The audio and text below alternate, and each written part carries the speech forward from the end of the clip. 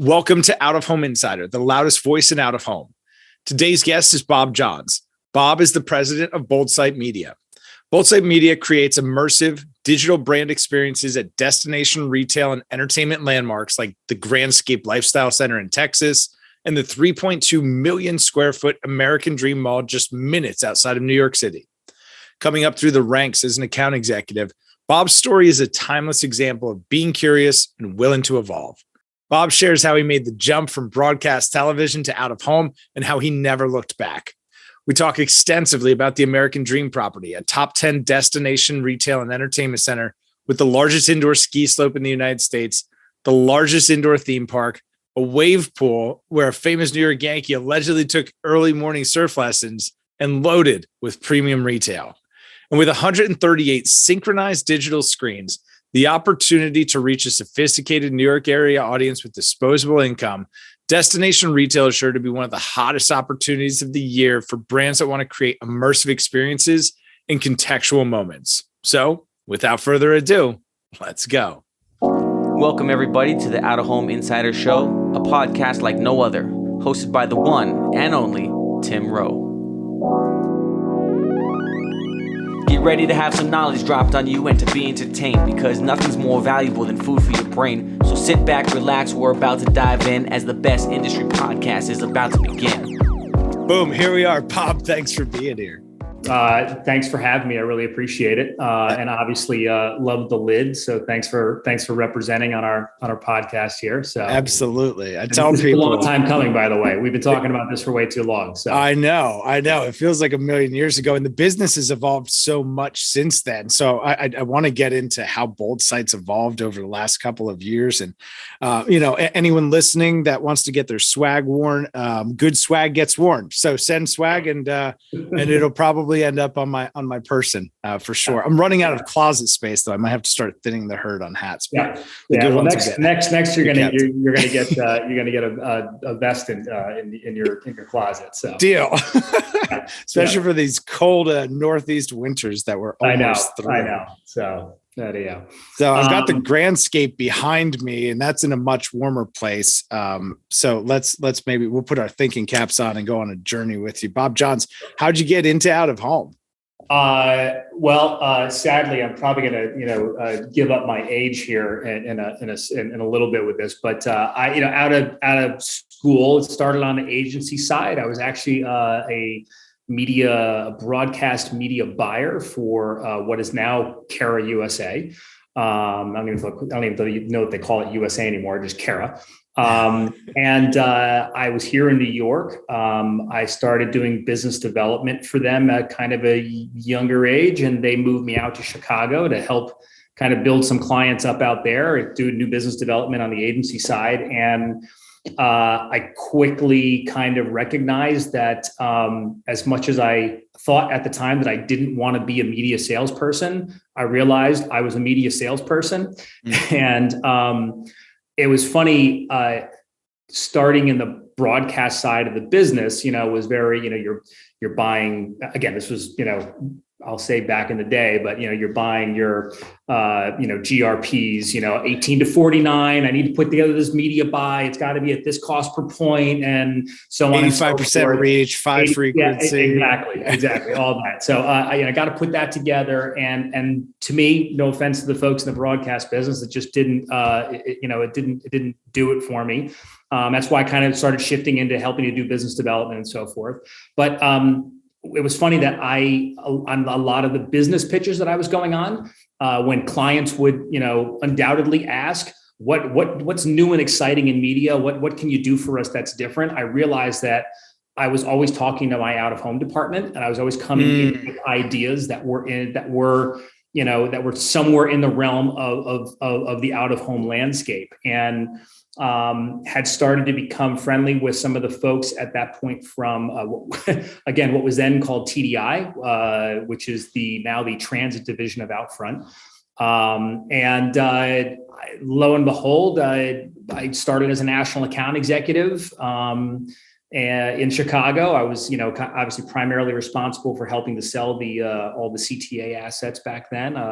That's now an intersection property, I believe. But yeah, so that's kind of how I got into the business. And again, I'll age myself. That was back in 2000, and I found myself, really just absolutely, not surprisingly, falling in love with out of home, and not just transit, but just the medium's ability to connect with people throughout their daily lives, and the media continue to evolve, and that to me, that's what's been probably the most exciting over my, again, 22-year run. I mean, it's been that long. He's just getting started, folks. It's just, but again, that's the fun part about it. And again, I don't need to give my full resume here, but moved back to New York in 2007. Took over as the sales manager on the billboard side for what was, again, then CBS Outdoor at that point, which became Outfront. So I kind of had half of my career at Outfront on the transit side, and the back half of it was kind of on out and in the traditional outdoor side, but also overseeing all of our large format assets in Times Square, and helped with the conversion of a couple of those into digital. And this was kind of early on in the days of Times Square becoming the digital landscape that it is today. So that's kind of, where my love of digital started as well. And my understanding of, or my growth in my understanding of, how visual landscapes can be created. And spent some time post Outfront with a great consulting firm called Sensory Interactive. And my role there was to kind of help property owners understand what the revenue streams look like in environments like Grandscape or American Dream, or even within Times Square or other large format digital environments. Found myself wanting to get back in the out of home side, like the ownership side. Partnered up with Big Outdoor, and then Big Outdoor, when we were awarded the American Dream property in New Jersey.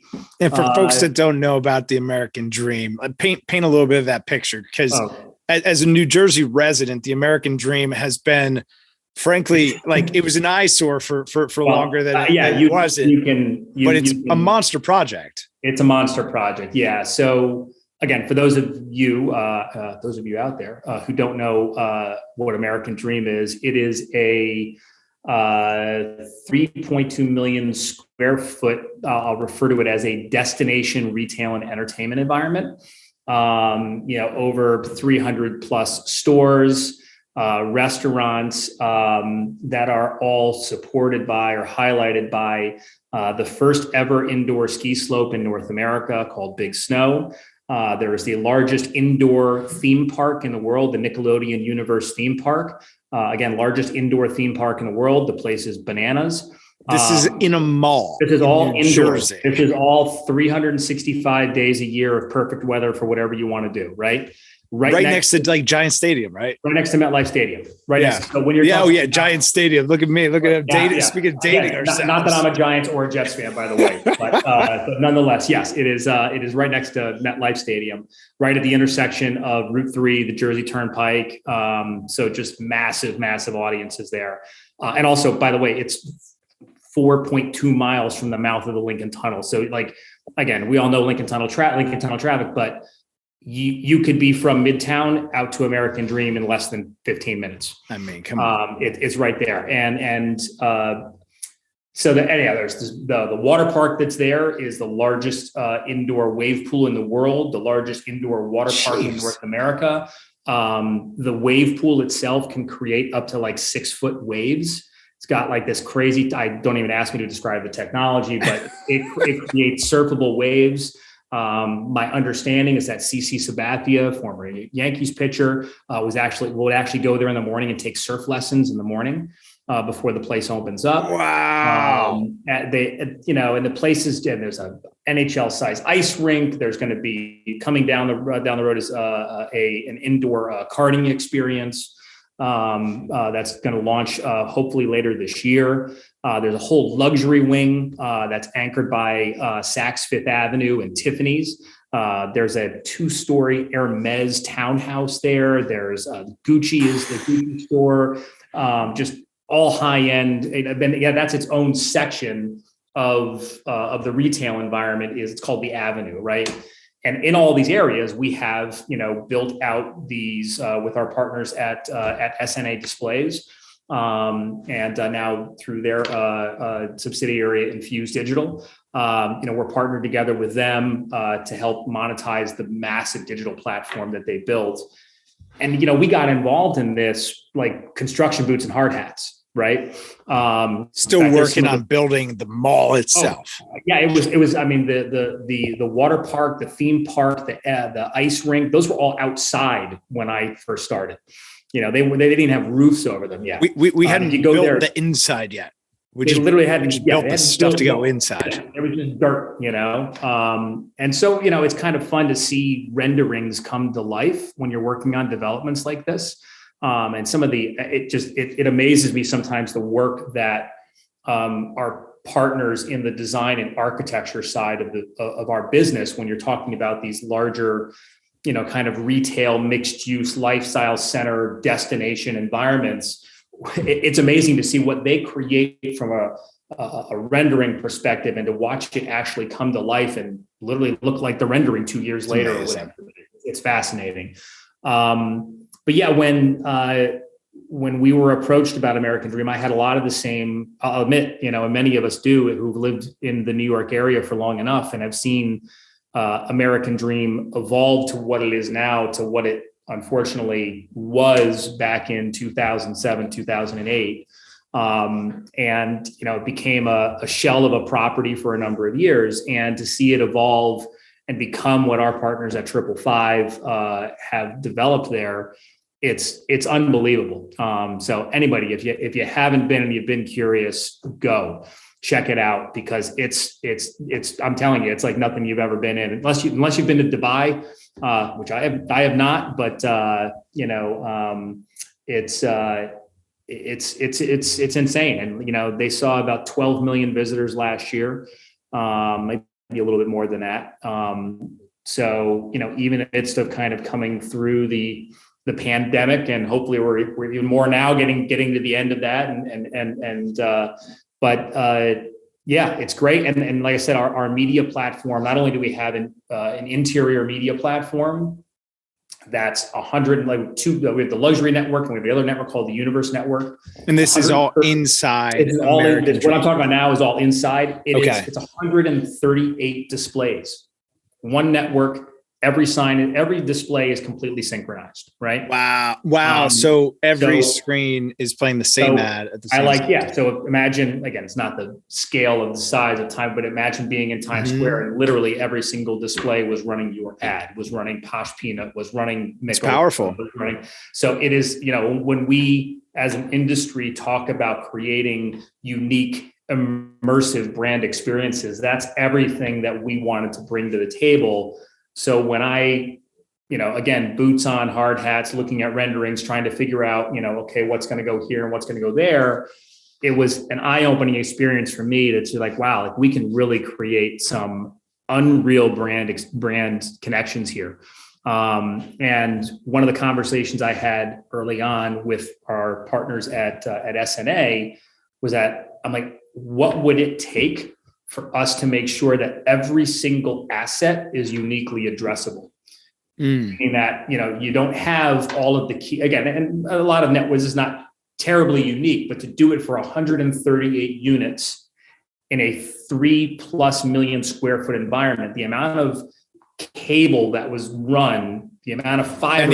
Any estimates? Do we have like mileage amounts of cable? I'm sorry, like I actually forget the number, but when the folks at SNA told me, I was like, wow. I almost felt kind of bad, but at the same time, but what we created there is an opportunity that, if a brand wants to literally create a moving environment there where assets, where content moves from asset to asset in some type of a manner, or if you wanted, in the network, there's 120 different kiosks in the network, right? If you wanted 120 different pieces of creative to run, it would kill my operations team to do that. but we could, don't worry. I know a few of those people we want to introduce. So anyhow, so it's, we really created a very unique environment. And when, you and I were kind of on the lead in here, we're talking about untapped opportunities.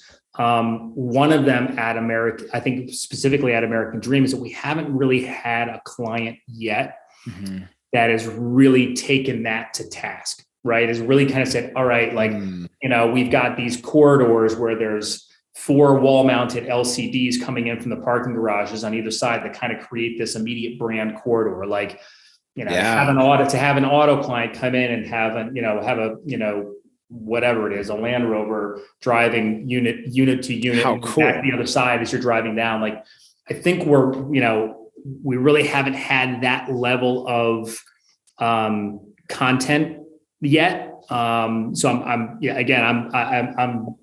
digging for the time that I can get, do a creative walkthrough, right? Let me grab the creative director. Let's walk through this place. Let's conceptualize what we can do together, because every unit's got its own unique address, obviously. And we can do some amazing stuff in there.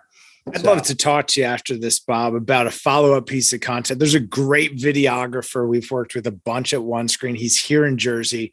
He's world-class. He gets out of home. He shoots Times Square probably more than anybody else. I would love to do an additional piece of content that we go through and explore this, like Anthony Bourdain of Billboards, if you'd be down for that. That set up. Done. Can we? I tell you what. Let's close this up right now. We'll go get working on it. Right. Done. Because the way you've described that's amazing. To do that kind of, somebody recently asked, what it would take to do the Times Square takeover that Fenny did. It kind of created a ton of buzz, and gave them the idea. It's in the $1 million range. If you're serious, have that amount of money. But it sounds like you could create just as immersive a campaign in a arguably more interesting environment than Times Square. Don't shoot the messenger, but no, listen, I'm not really cool. I spent a lot of, I spent a lot of my career in, marketing and selling and developing and converting assets in Times Square.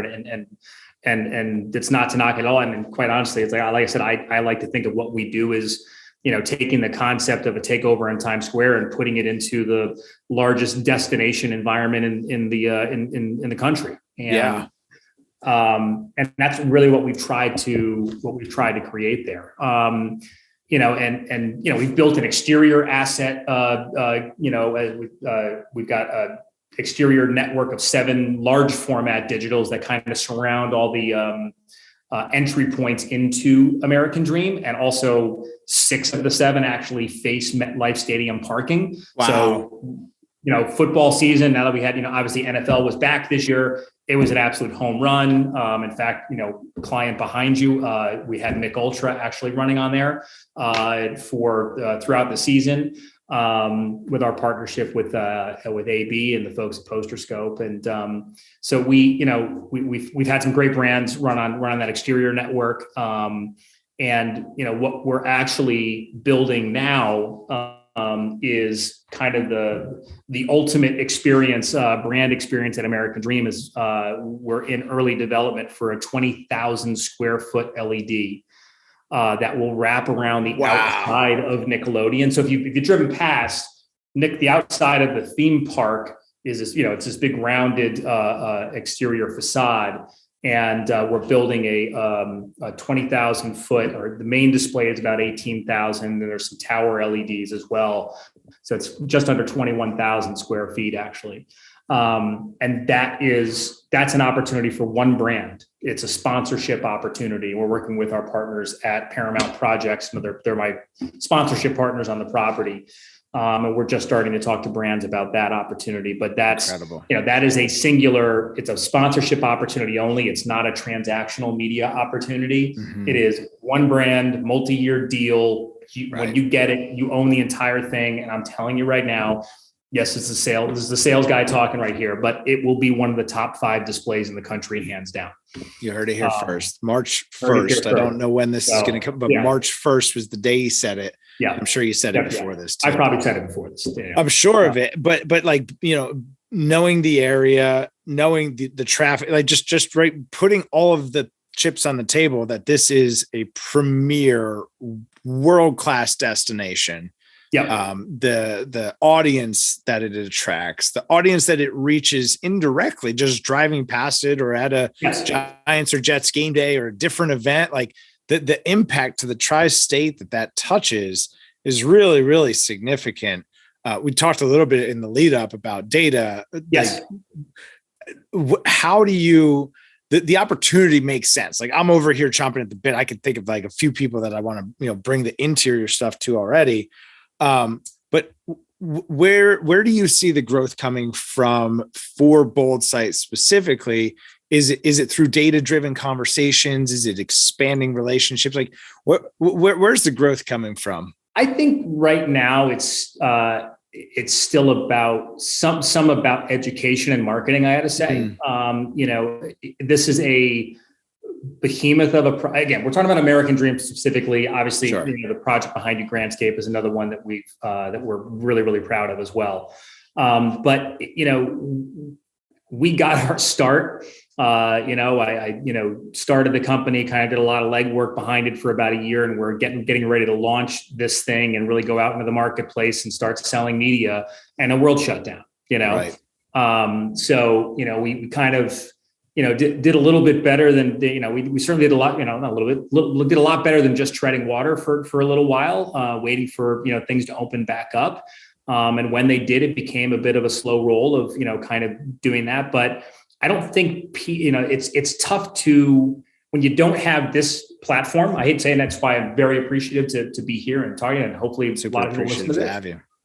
Is that it's not easy to tell the whole story. And you were joking before about one sheets, Sure. You can't tell the American Dream story in a one sheet. And by the way, us having this conversation today, I feel like I'm still just scratching the surface on it, and trust me, my family is deathly tired of hearing about it. But it's a fascinating experiment in so many ways, not just from the property itself, but from a media platform experience, how we're approaching it, how we're continue to try to evolve our conversation with brands and what they can do, as we were talking before, with content even. So I think our short term right now is certainly, our growth is going to be based on getting more and more clients engaged in the property, getting more clients to come see the property. And I understand it's, listen, it's a challenge has been a challenge to get people to want to go out and do a tour of an indoor massive environment where a lot of people are, right? So kind of a difficult time to launch a media platform that is specifically geared towards people collecting in the same place, right? And again, you said 12 million visitors last year, though. 12 million visitors last year, yeah. And I think, again, I can't project exactly what the numbers, but we'll certainly well exceed that by the end of this year. And what's interesting, to your point, from a growth perspective, from an audience platform, is that we haven't seen international tourism pick up yet.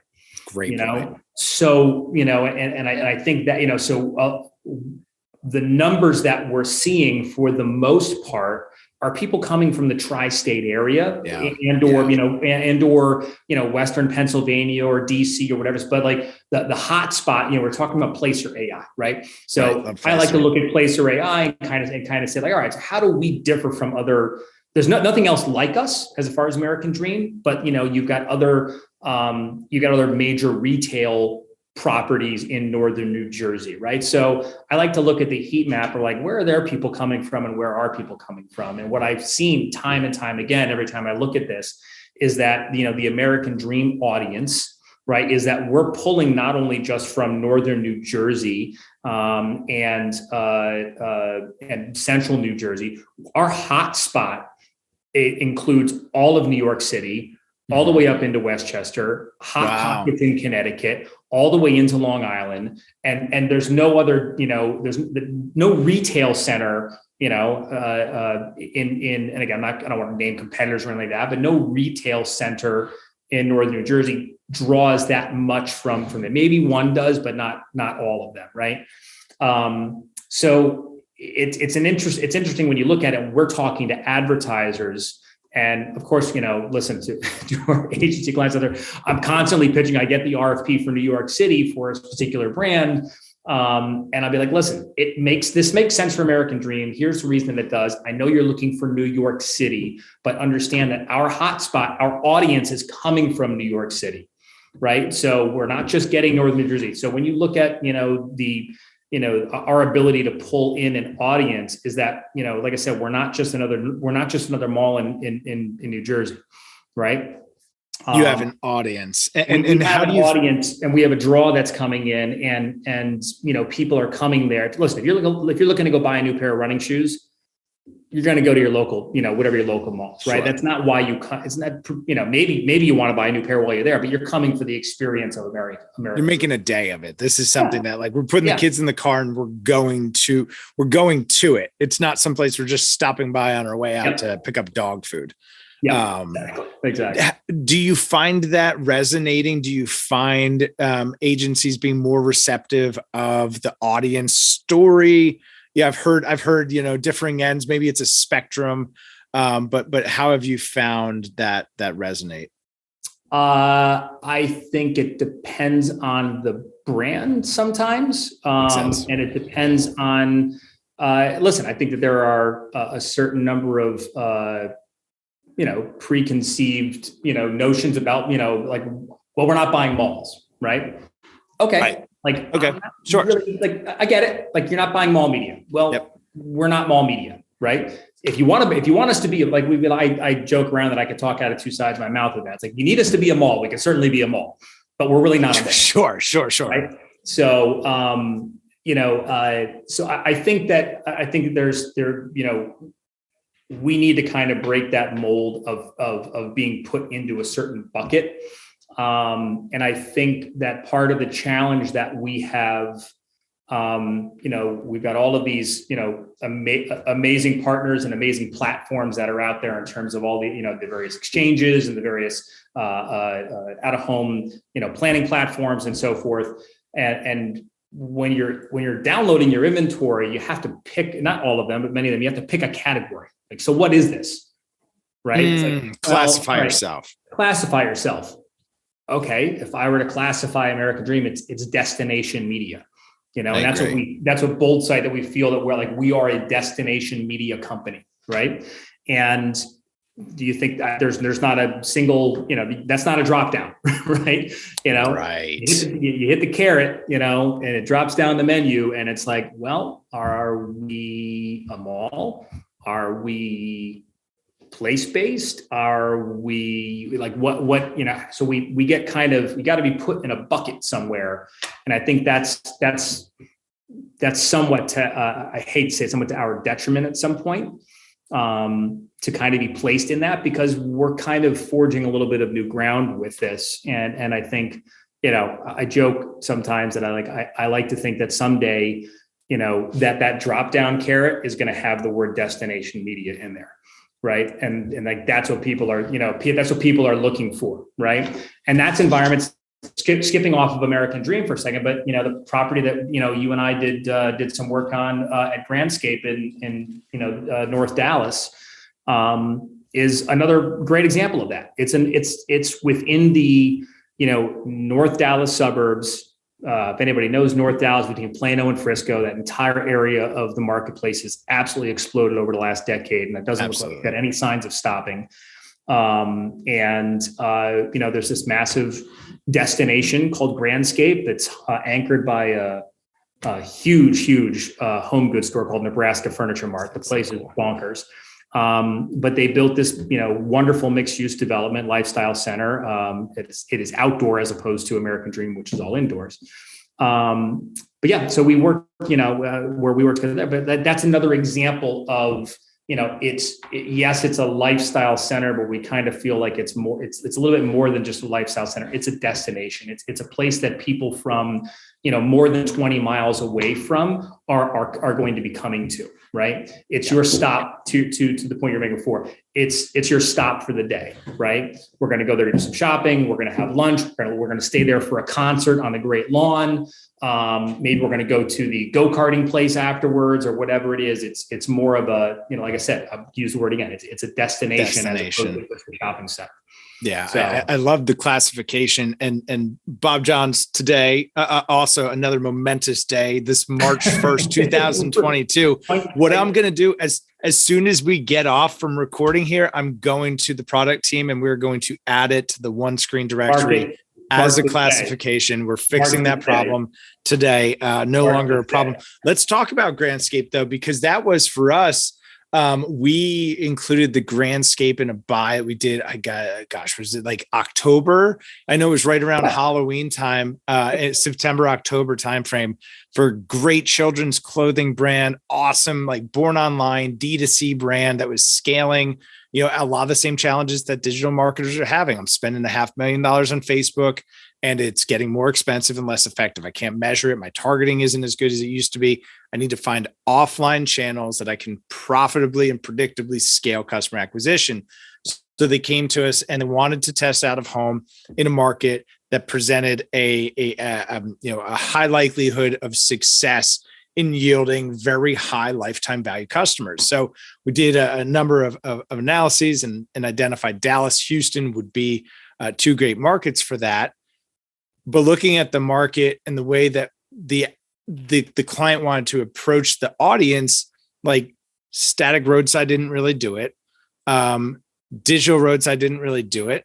And when we started to get down to brass tacks, it was like, okay, we can have a couple of great static anchor points, but how are we going to reach this audience? And the Grandscape kept coming back, and every bit of research is like, this is a place that has a lot of those people.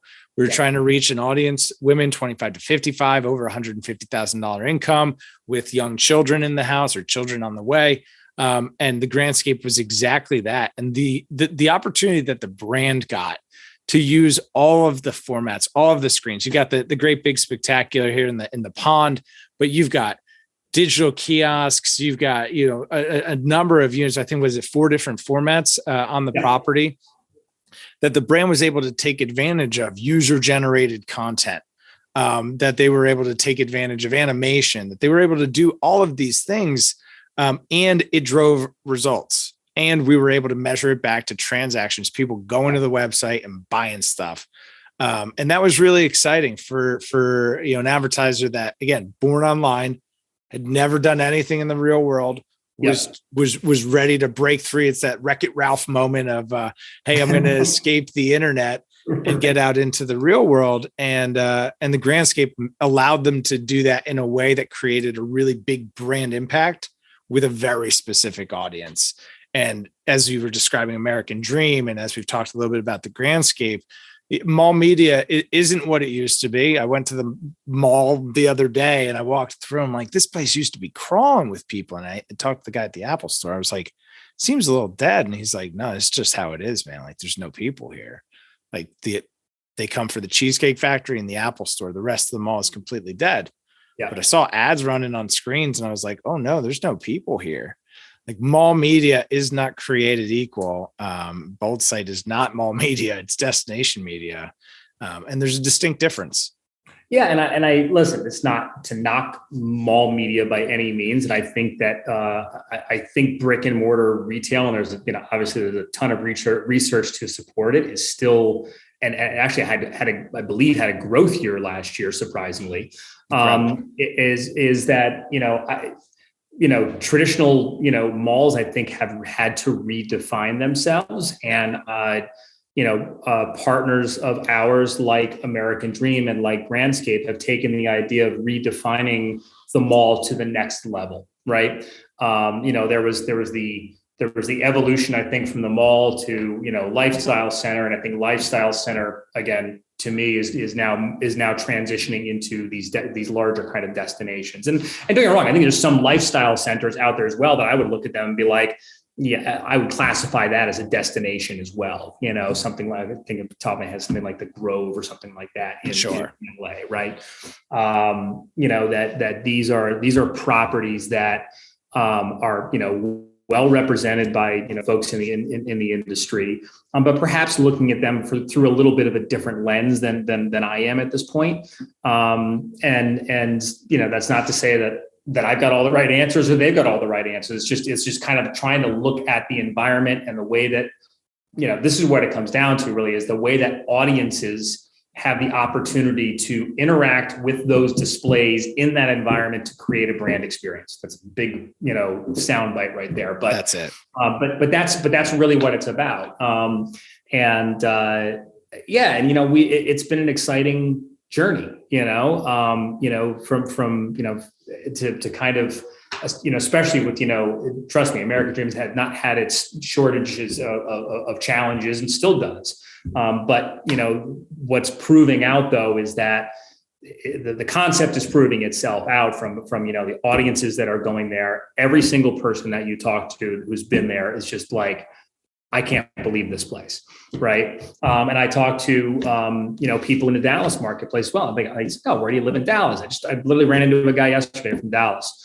Introduced to me by a friend of mine. I'm like, oh, where do you live? He's like, oh, I live up near Plano. No kidding. I'm like, so you been to Grandscape? Oh my God, I'm at Grandscape every weekend with my family. I'm like, that's great. What do you think about it? Oh, I love the Shields. Oh my God, the go-karting place is nuts. He's like, it takes you 3 weeks ahead to get reservations in that place. He's like, the movie theater is fantastic, and he's like, I was like gushing about it. Oh, I literally just mentioned the name and that was it. He was like, I'm there all the time. And it's like, it's great to hear. That's great to hear that people are having positive experiences in these places, especially everything obviously that's happened over the last couple of years.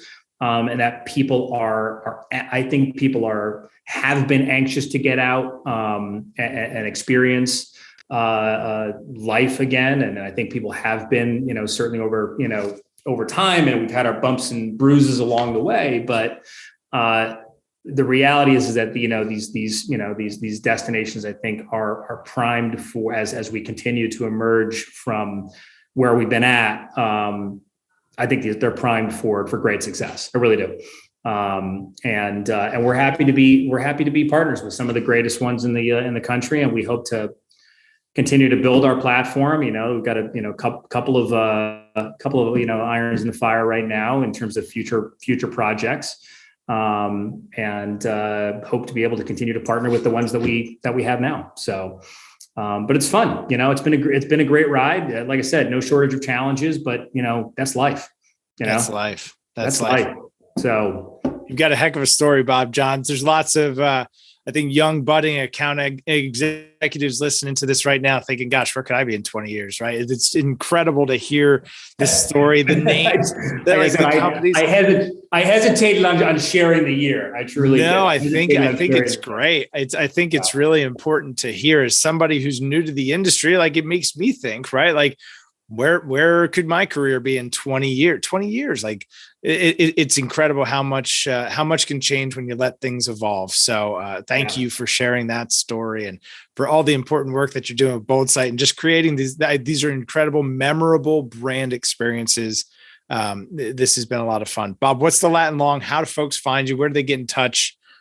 Give everybody the down low. Well, email to me personally, quite honestly, is just Bob Johns, no dot. I've anybody who's known me in the industry, it's always just Bob Johns. So it's when I made my email. So it's just BOBJOHNS@boldsite.com. Send me an email. Any questions, comments, concerns, all the above. Obviously our email, our website is boldsite.com.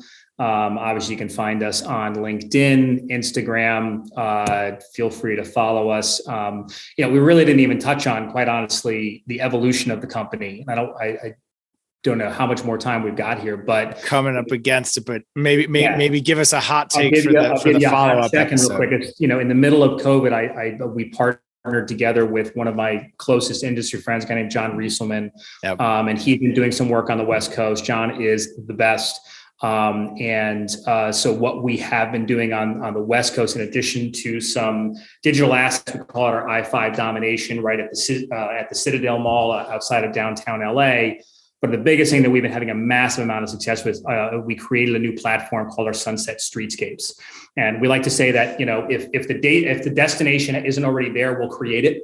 And that's exactly what these streetscapes are, where we work with property owners, specifically on Sunset Boulevard, to take properties that are being unused or underutilized. And through agreements that we have and we get with the city of West Hollywood, we're able to take over properties and just do kind of massive property takeovers and do all kinds of experiential stuff. And our entertainment brands are loving it. We're continuing to build out a little bit of our presence in Venice Beach right now. Venice Beach is having a little bit of a renaissance, I would say, post-COVID, and a bunch of new restaurants are moving in there. Not that Venice Beach was not a place you'd want to be, but it's turning over a lot of brand new restaurants. We've got a couple of murals there as well. So it's kind of, that's a little bit about our LA stuff, but the streetscape platform as well has just been an amazing brainchild of John and our operations team on the West Coast. So let's do this. Let's get Bob. Bob Johns. When you partner with a guy named John and your last name's Johns, yeah, sometimes it can lead to a little bit of a tongue twister there. Let's get John. We'll get John on next time. Let's get John on and talk all about that, because the number of times we get a request for Sunset and it's, obviously super sought after, and, it's not always the right fit. There might be a better fit. And that's really, really interesting. I think that a lot more people need to know about what you got going on there. They're really great. They're amazing. You want to stand out. That's the way to do it right now. Yeah. So there's only so many properties that we have that we can do it with. So we sell out pretty quickly. Sure. Which is, again, a nice problem for us to have, but, that said, they're really unreal. So excellent. We're going to do it. We're going to do a part two. We'll get that queued up. And as always, if you found this to be helpful, please share it with somebody who could benefit. Make sure to smash that subscribe button down there in the corner, or click the little follow if you're listening over on Apple Podcasts, iTunes. I don't even know what the heck they call it these days. And as always, we'll see y'all next time. Quarter century, I finally came to my senses. I finally got my hand up on the tinted Benz, kid. I see the world clear through my tinted lenses. With the dream and the drive, the possibilities endless. Now print that, send this all the way to Tokyo. Take a trip down south, down to Mexico. Next stop, Shanghai, the world-class trade show. First class all the way, cause that's how we roll. Yeah, call us the rock star businessman. Rockin' shows, we handle business, man. We got our own future in the palm of our hands, cause divided we